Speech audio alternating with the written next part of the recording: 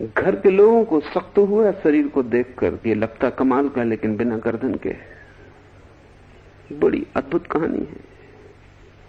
उन्होंने दूसरे दिन सुबह जब कबीर निकलते थे, नदी की तरफ जाते थे, गीत गाते, भजन कीर्तन करते, स्नान करने, और उनके 100-200 भक्त जाते थे, दरवाजे के सामने एक खंभे पर कमाल का शरीर लटका दिया।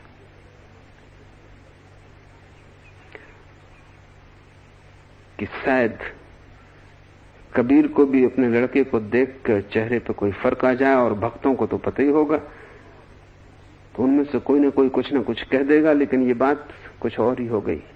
जब कबीर का जुलूस वहां पहुंचा तो कबीर रुक गए और उन्होंने कहा, देखो कमाल लटका है खंबे पर। रोज बेचारा सम्मिलित होता था, आज सम्मिलित न हो पाएगा, लेकिन हम कीर्तन तो उसके पास करें ही। कहानी है कि जब उन्होंने कीर्तन किया तो कमाल के हाथ, मुर्दा हाथ ताली देने लगे।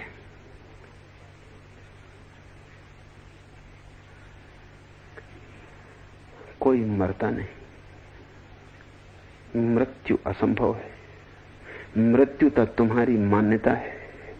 तुमने माना है इसलिए तुम मरते हो, और तुमने जाना नहीं है इसलिए तुम मरते हो। जीवन ऊर्जा सब तरफ व्याप्त है।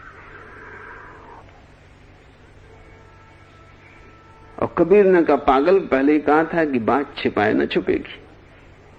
चोरी तो ठीक, लेकिन उसको सब पता है। अब उसने खोल दिया राज। इसलिए कबीर ने अपने भक्तों से कहा, सदा मैंने कहा उसकी मर्जी से चलो। जीवन का बड़े से बड़ा सत्य है भेद का गिर जाना, बुरे और भले का, शैतान और संत का।